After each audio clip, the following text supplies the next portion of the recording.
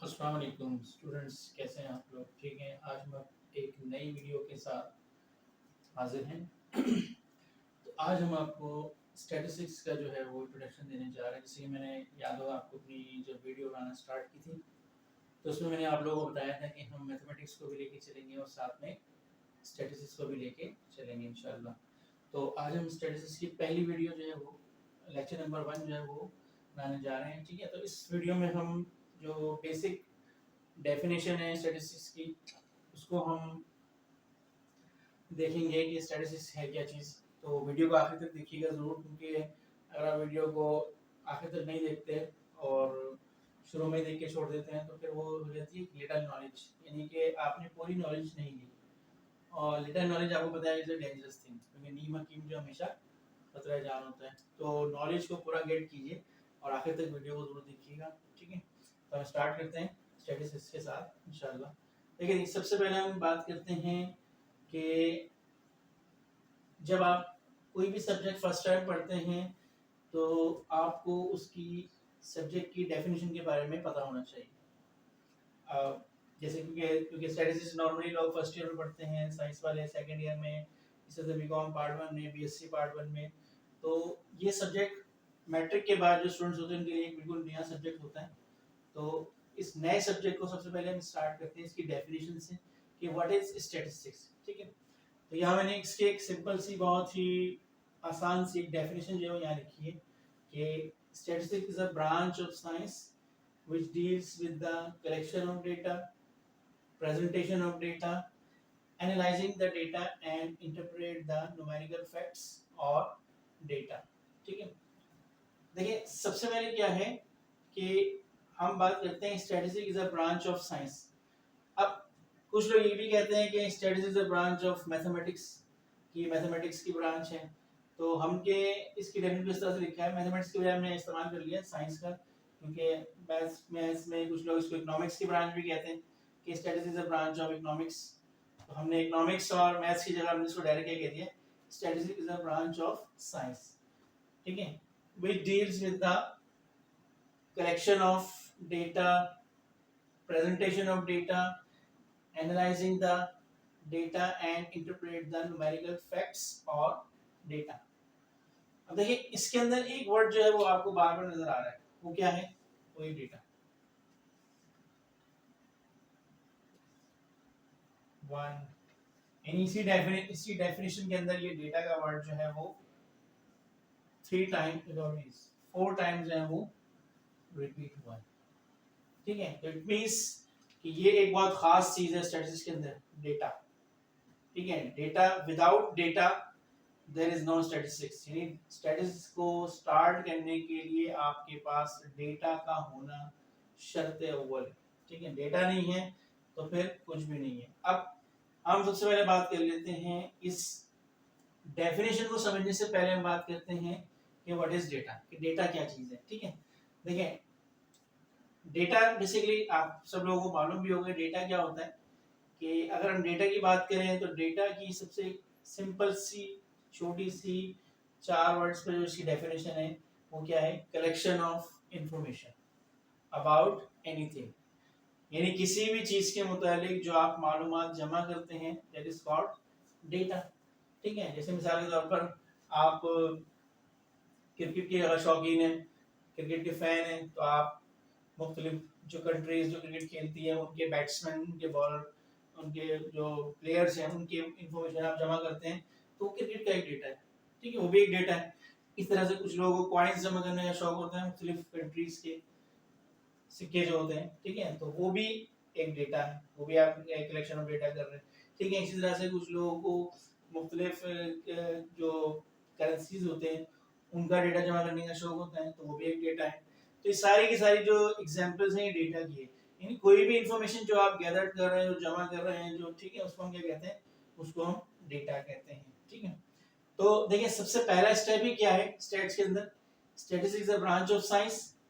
पहले तो हमने बता दिया कि इसकी ब्रांच है, तो ये ब्रांच ऑफ साइंस है। अब ये डील किस किस में करती है? ये डील किस में करती है? सबसे पहला स्टेप क्या है? which deals with the collection of data। ठीक है, अच्छा अब देखिए डेफिनेशन को समझाने के लिए हमने ये पूरा एक समराइज इसकी फॉर्म लिखी है कि हाउ टू स्टार्ट स्टैटिस्टिक्स, यानी स्टैटिस्टिक्स को स्टार्ट हम कैसे करते हैं। सबसे पहला स्टेप क्या होता है हमारे पास, step number 1 collection of data. ठीक है, यानी डेटा को हमें हासिल करना है। कलेक्शन से मुराद यानी जो इन्फॉर्मेशन है वो हमें हासिल करनी है। अब इंफॉर्मेशन हासिल करने के लिए हमारे पास there should be a source, यानी डेटा जो आप कलेक्ट कर रहे हैं, ठीक है, यानी डेटा जो आप हासिल कर रहे हैं, इंफॉर्मेशन जो आप हासिल कर रहे हैं या मालूमात जो आप जमा कर रहे हैं, उसके लिए सोर्स का होना जरूरी है। ठीक है, अब जैसे मिसाल के तौर पे ये रूम है, तो इस रूम के अंदर रोशनी है। रोशनी किस वजह से, कि इस रूम के अंदर ये सेवर लगा हुआ है, इसकी वजह से इस रूम में रोशनी है। तो इस रूम में रोशनी की जो सोर्स है वो ये सेवर है। इस सेवर को अगर हम ऑफ कर दें तो रोशनी खत्म हो जाएगी, there is no source for lighting. ठीक है, तो इसी तरह से क्या होता है कि जब हम पहले स्टेप की तरफ बढ़ते हैं कलेक्शन ऑफ डेटा, तो कलेक्शन ऑफ डेटा के लिए हमारे पास किसी सोर्स का होना जरूरी है। मींस कि आपका उस जगह का या उस चीज का आपको पता होना चाहिए कि जहां से वो डेटा यानी जो इंफॉर्मेशन आप जमा करेंगे। ठीक है, लेट्स सपोज मैं आपसे कहता हूं कि आपने अपने इलाके में जो स्कूल्स हैं उन स्कूल्स का डेटा जो है वो जमा करना है और ये पता करना है कि आपके स्कूल्स में जो टीचर्स पढ़ाते हैं उनकी एवरेज सैलरी क्या है, यानी वो क्या सैलरी जो है वो लेते हैं स्कूल वाले से, या स्कूल वाले उनको सैलरी क्या पे करते हैं। ठीक है, तो ये डेटा जमा करने के लिए आपका जो भी इलाका है आप उस इलाके के तमाम स्कूल्स का विजिट करेंगे और विजिट करने के बाद वहां से इंफॉर्मेशन गैदर करेंगे और वो फिर आपका डेटा बन जाएगा। तो इस एग्जाम्पल में कलेक्शन ऑफ डेटा के लिए आपके पास सोर्स क्या है, सोर्स वो स्कूल्स है। आप हर स्कूल्स में जाएंगे अपने इलाके के, और स्कूल में जाने के बाद आप वहां से वो इन्फॉर्मेशन जो है वो जमा करेंगे, वो आपका डेटा बन जाएगा। ठीक है, इस तरह से हम आपसे कहते हैं, फर्स्ट करें कि मिसाल के तौर पर हम आपसे कहते हैं कि आपके इलाके में जो लोग हैं या जो आबादी है वो सबसे ज्यादा कौन सा कुकिंग ऑयल इस्तेमाल करती है। ठीक है, यानी ज़ाहिर जो भी लोग वहाँ रहते हैं वहाँ हर घर में खाना तो बनता है, और खाना बनाने के लिए कुकिंग ऑयल जो है वो मेन चीज़ है, कुकिंग ऑयल इस्तेमाल जरूर होता है। ठीक है, तो अब उस इंफॉर्मेशन को जमा करने के लिए आप कहाँ जाएंगे। अब यहाँ पर दो तरह के सोर्स हैं।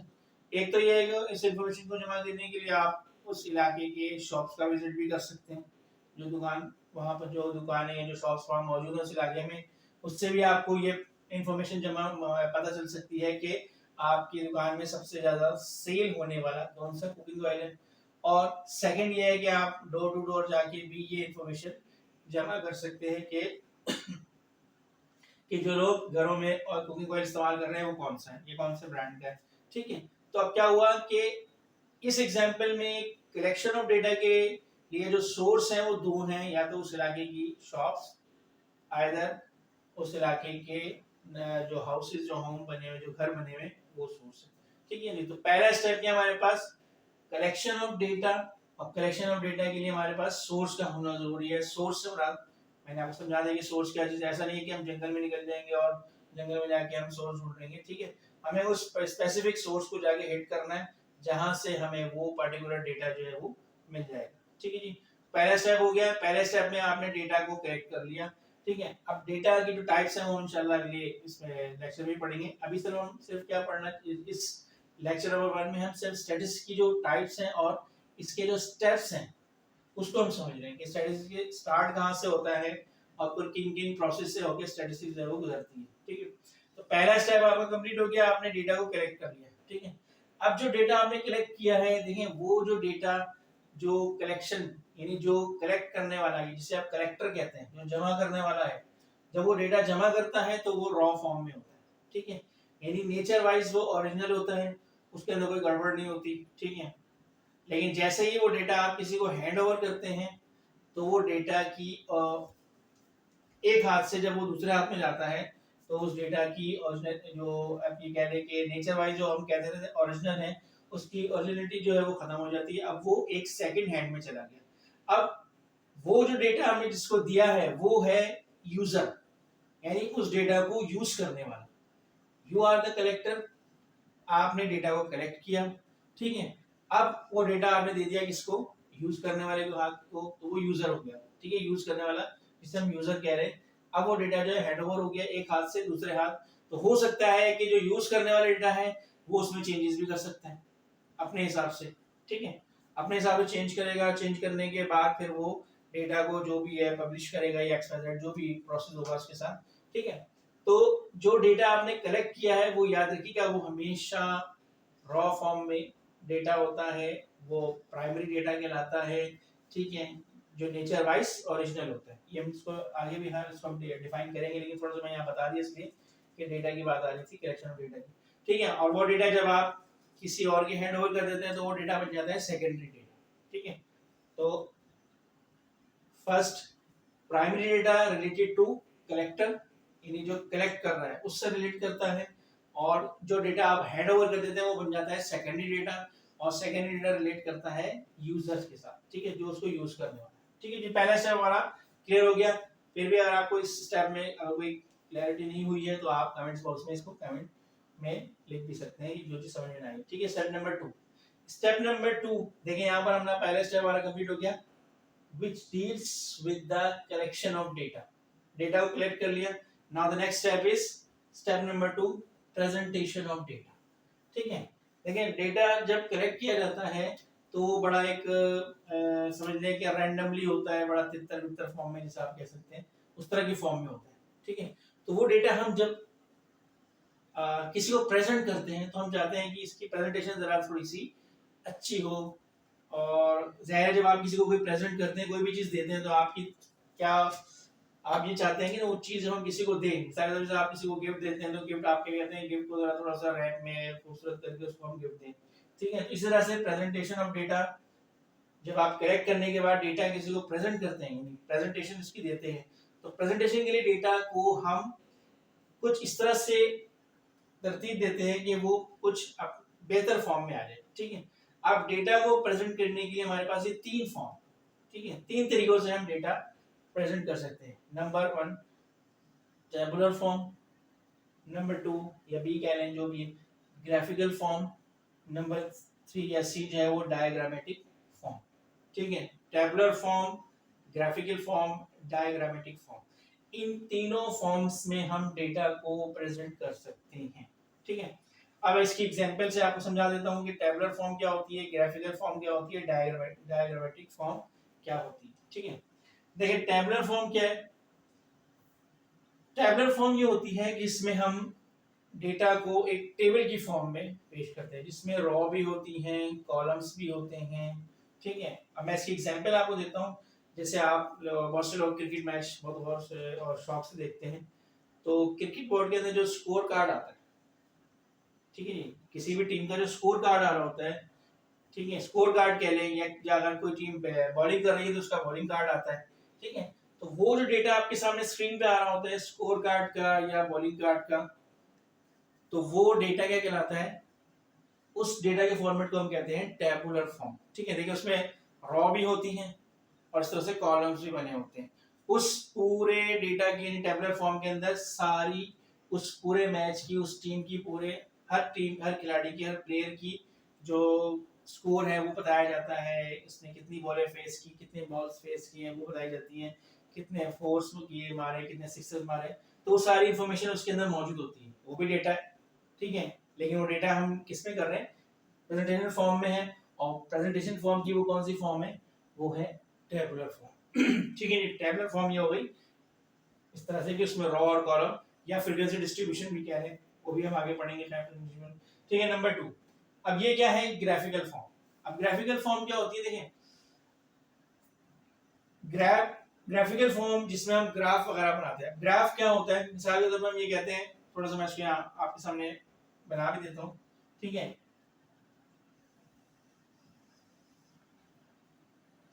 ये हमने एक ग्राफ सपोज किया है, ठीक है। ग्राफ के अंदर हमारे पास जो है वो ये एक्स है, ठीक है, ये एक्स है और ये वाई, ठीक है, ये एक्स एक्सिस है और ये वाई एक्सिस है, ठीक है। अब जैसे आप, मैंने आपसे कहा कि टेबुलर फॉर्म क्या थी, कि उस मैच के अंदर आपको ठीक है, मैच के अंदर आपको जो पूरा स्कोर कार्ड दिखाया गया है या बॉलिंग एनालिसिस बॉलिंग कार्ड दिखाया गया है, वो फॉर्म क्या कहलाती है? वो फॉर्म कहलाती है टेबलर फॉर्म।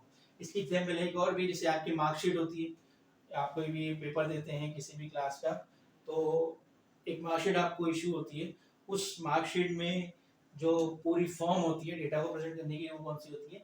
टेबुलर फॉर्म होती है। उसमें आपके सब्जेक्ट्स के नाम लिखे हुए होते हैं, आपने हर सब्जेक्ट में कितने मार्क्स लिए वो लिखे हुए होते हैं।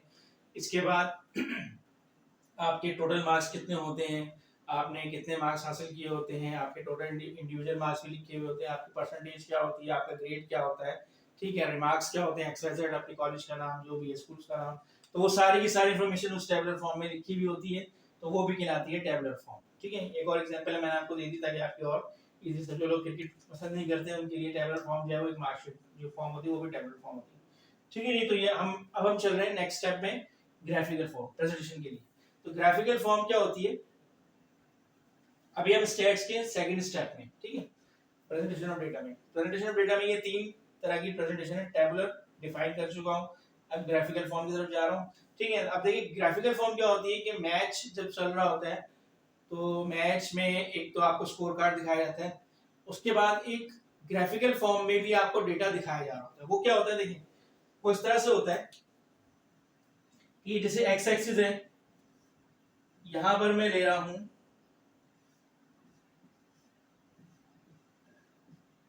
मिसाल के तौर पर ये टी20 का मैच हो रहा है। इस टी20 के मैच में आपको पता है 20 ओवर्स होते हैं। ये एक्स एक्सिस है, इस एक्सिस में ये जो नंबर आपको शो हो रहे हैं यहाँ पर 5, 10, 15, ये ओवर्स को जाहिर कर रहे हैं। ठीक है, इसी तरह से ये वाई एक्सिस है,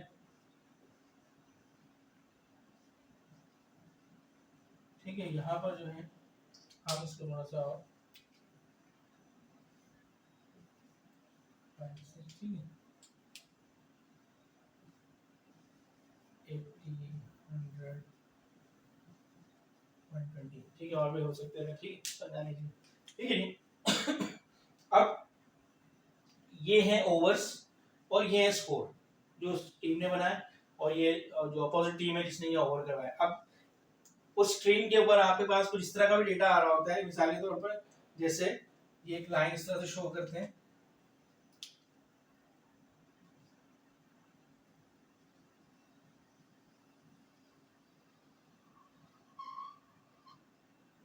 ठीक है, ये लाइन शो कर रहे हैं।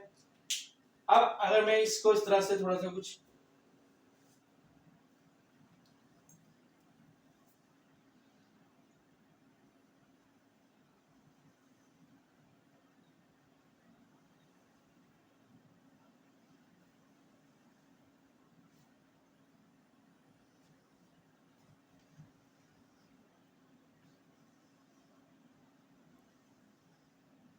ठीक है, ये ग्राफिकल फॉर्म, ठीक है, ग्राफिकल फॉर्म में आपने देख लिया कि ये जो हो गई एक्स एक्सिस में नंबर ऑफ ओवर्स आ गए, वाई एक्सिस में जो रन्स बन रहे हैं वो आ गए। अब देखिए इस डेटा से आपको उस पूरे मैच का सिनेरियो समझ में आ रहा है। इसका मतलब क्या है, देखिए फर्स्ट कर लेते हैं यहाँ पर आके कितने ओवर हो गए, 8 ओवर हो गए। अब यहाँ पर जो स्कोर है फर्स्ट कर लेते हैं, वो कितने स्कोर को कितना रन है, वो है 35। इसका मतलब देखिए क्या हो गया कि 8 ओवर जब इस टीम के कंप्लीट हुए तो उसके रन कितने थे, 35, और ये डॉट जाहिर कर रहा है विकेट्स को, तो 8 ओवर में 35 रन थे और एक विकेट गिरी थी।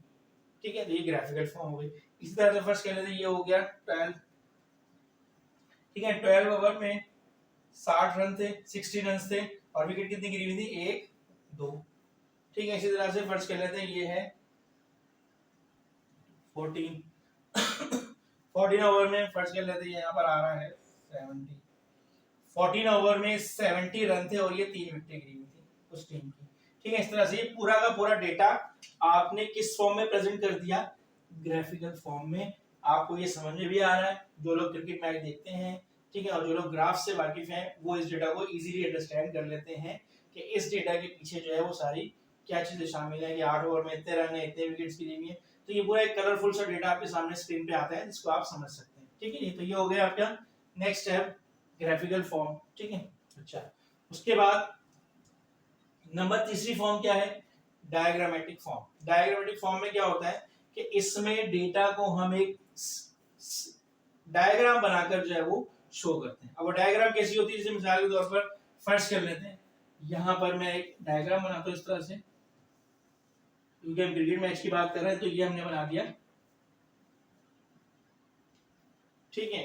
अच्छा, मैं इसको थोड़ा सा थोड़ा सा इसकी चौड़ाई कम कर देता हूँ, ठीक है। ये हो गई, ये जहाँ क्रिकेट जिस ग्राउंड पे क्रिकेट मैच हो रहा है ये इसकी पिच है, ठीक है। और ये पूरा का पूरा जो है इस तरह से हमने, ये सर्किल जो है ये वो पूरा ग्राउंड है, जो फील्ड है उस ग्राउंड की, ठीक है। अब ये डायग्राम की, ये भी आपने देखा होगा कि इस तरह से एक डायग्राम जो है वो स्क्रीन पे आ रही होती है, और उसके ऊपर पूरा का पूरा डेटा आपको समझाया जा रहा होता है कि डेटा इसमें प्रेजेंट किया जा रहा होता है, उसमें आप समझ जाते हैं क्या है, ठीक है। मिसाल के तौर पर ये वाली जो ये स्ट्राइकिंग एंड है, ठीक है, और ये नॉन स्ट्राइकिंग एंड है, ठीक है। अब आपको पता है कि मुख्तलिफ फील्ड्स होती है जिनके नाम होते हैं, ठीक है। अब यहाँ पर क्या हो रहा था कि मिसाल के तौर पर उस टीम ने बनाए आप कितने रन, 120 रन, ठीक है। तो ये पूरी जो साइड है ये लेग साइड है, और ये पूरी साइड जो है ये क्या है, ऑफ साइड, ठीक है। अब मिसाल के तौर पर उस पूरी टीम ने कितने रन बनाए, 120। 120 में से उस टीम ने अपने 70% रन लेग साइड पे खेल के बनाए और 30% रन ऑफ साइड पे खेल के बनाए, ठीक है। इसका मतलब क्या हो रहा है, देखिए ये जो चीजें ये टेक्निकली बहुत स्ट्रांग होती है, ठीक है। यानी इससे हम पूरी की पूरी टीम की स्ट्रेंथ को भी समझ सकते हैं, ठीक है। जो मैच हो रहा है उस मैच के अंदर आपने देखा होगा एनालिसिस बैठे होते हैं, एनालिसिस कर रहे होते हैं, कंप्यूटर या लैपटॉप लेके बैठे हुए होते हैं, उनका काम यही होता है, वो यही देख रहे होते हैं कि टीम जो खेल रही है इसके प्लेयर की स्ट्रेंथ क्या है, ठीक है, किस चीज पे इसकी स्ट्रेंथ है और कहां पर ये वीक है, ठीक है। इसका मतलब क्या बोलेंगे, 120 में से 70% रन उस टीम ने लेग साइड पर खेल के बनाए और 30% रन जो है वो उसने ऑफ साइड पे खेल के बनाए, ठीक है। इसका मतलब क्या हुआ कि उस टीम का जो स्ट्रॉन्गर जोन है वो कौन सा है, लेग साइड, और उस टीम का जो वीकर जोन है वो कौन सा है, ऑफ साइड, क्योंकि उसके प्लेयर जो है वो लेग साइड पे इजीली खेल रहे हैं, जब भी ज्यादा रन उन्होंने कहां बनाए, लेग साइड पे खेल के, और उनका वीकर जोन कौन सा है, ऑफ साइड।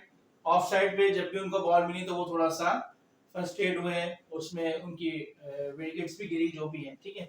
अब क्या होगा कि अगले मैच में जब ये पूरा सिनेरियो उस कोच के पास या उस टीम के एनालिसिस के पास आ जाएगा, जो एनालिसिस कर रहा होता है पूरा, तो वो अपने बॉलर्स को ये कहेगा या अपने कोच को ये समझाएगा कि आपके जो बॉलर्स हैं उन बॉलर्स को आप ये ताकीद करें कि नेक्स्ट मैच में जब आप इस टीम के खिलाफ जाएं तो कोशिश करेंगे तमाम बॉलर्स जो हैं वो ऑफ साइड की लाइन पकड़ें, क्योंकि ऑफ साइड की लाइन पकड़ेंगे, ऑफ साइड की लाइन पकड़ने से क्या होगा कि पूरी टीम का ऑफ साइड जो वीकर जोन है, और वीकर जोन में जब आप उसको खिलाएंगे, जब उससे बॉल बीट होगी, रन्स नहीं बनेंगे, तो प्लेयर ऑटोमेटिकली फ्रस्ट्रेट होता है, और फ्रस्ट्रेट होने के बाद फिर वो मिस्टेक करेगा, ठीक है, आड़े तिरछे इधर उधर के शॉट्स खेलेगा, और फिर उसके आउट होने के चांस ज्यादा होंगे और आपके मैच विन करने के चांसेस वैसे ही बढ़ जाएंगे। लेकिन अगर आपने उस कोच के अपोजिट गए, कोच की बात के अपोजिट गए और उसको ऑफ साइड के बजाय आपके तमाम बॉलर्स ने उस टीम को लेग साइड पे खिलाया, तो हो सकता है कि अगले मैच में 120 के बजाय 200 रन बन जाए, तो ये चीजें आपके खिलाफ जाएंगी और आप मैच जो है वो लॉस भी हार भी सकते हैं, ठीक है। तो देखें इस पूरे प्रेजेंटेशन को डेटा का फायदा क्या हो गया, इसका फायदा ये हुआ कि आपने उस टीम की स्ट्रेंथ को भी पकड़ लिया, स्ट्रेंथ को भी पकड़ा और उसकी वीकनेस को भी पकड़ लिया, तो दोनों चीजें आपके सामने आ गई कि स्ट्रेंथ उसकी क्या है, उस टीम की कौन सी साइड जो है स्ट्रेंथ है और कौन सी साइड उसका वीक है। तो ये जो फॉर्म होती है इसको हम कहते हैं डायग्रामेटिक फॉर्म, ठीक है जी। तो क्विकली हम थोड़ा सा इसको रिव्यू कर लेते हैं। सबसे पहले हमने डेफिनेशन को पढ़ा, डेफिनेशन के अंदर पहला स्टेप पहला स्टेप जो था, स्टेप नंबर 1 वो था क्या, कलेक्शन ऑफ डेटा, ठीक है। कलेक्शन ऑफ डेटा के लिए आपके पास सोर्स का होना जरूरी है, ठीक है। नंबर 2 स्टेप हमारा क्या था, प्रेजेंटेशन ऑफ डेटा, इसमें आप डेटा को 3 तरीकों से प्रेजेंट कर सकते हैं, टेबुलर फॉर्म, जिसकी मैंने आपको 2 एग्जांपल दी।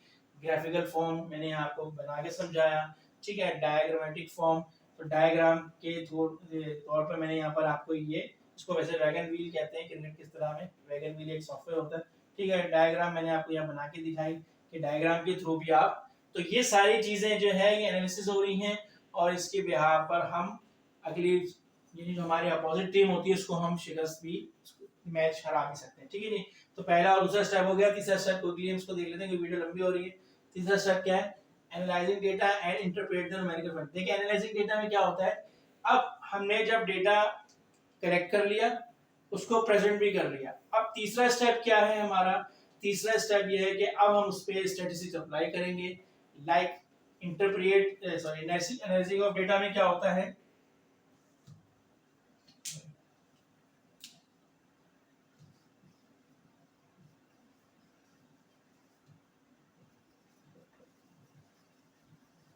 लेट्स सपोज हमने उस डेटा का मीन निकाल लिया, उस डेटा का हमने मीडियन निकाल लिया, उस डेटा का हमने मोड निकाल लिया, ठीक है। तो ये सारी एनालिसिस चल रही है, क्या हम उस पे हम स्टैटिस्टिकल टूल्स अप्लाई कर रहे हैं, मीन निकाल रहे हैं उस डेटा का, या मीडियन निकाल रहे हैं, या मोड निकाल रहे हैं, ठीक है। अब इन एनालाइजिंग ऑफ डेटा यानी तीसरे स्टेप के बाद, यानी तीसरे स्टेप के बिहाफ पर हमारा आखिरी और फाइनल स्टेप क्या होता है, इंटरप्रेट द न्यूमेरिकल फैक्ट्स और डेटा, यानी हम अपने कमेंट्स देते हैं कि डेटा किस तरह का है, इस डेटा की क्या नौइयत है, किस किस्म का ये डेटा हमारे पास जो है आया है, इसका आया मीन कैसा है, इसका मीडियन कैसा है, इसका मॉड कैसा है, तो उसके बिहाफ पर हम अपने कमेंट्स जो है वो बताते हैं, ठीक है, कि आया ये डेटा हमारे लिए सुटेबल है या नहीं है, ठीक है। तो ये सारी चीजें होती हैं। तो पहले 2 स्टेप डिटेल्स में है क्योंकि, ठीक है, और तीसरे स्टेप इंटरप्रेट एनालाइजिंग डेटा, क्योंकि ये सारी चीजें हम करेंगे स्टेप्स के अंदर, मीन निकालेंगे, मीडियन निकालेंगे, मॉड ये सब निकालेंगे, ठीक है। और चौथे स्टेप में हम अपना ये समझने कि ये आपका कंक्लूजन है, ये आपका फाइनल स्टेप है जिसमें आप अपना आंसर, ठीक है, आंसर आपका न्यूमेरिकल फॉर्म में भी हो सकता है, आंसर आपका कमेंट्स फॉर्म में भी हो सकता है, ठीक है। तो ये सारी चीजें, तो इसके अलावा अगर इस डेफिनेशन ऑफ स्टैटिस्टिक्स में और जो इसके स्टेप्स हैं इसमें फिर भी अगर कोई बात अगर आपकी समझ में ना आई हो, कोई बात आप पूछना चाह रहे हो तो कमेंट्स बॉक्स में जरूर कमेंट कीजिएगा और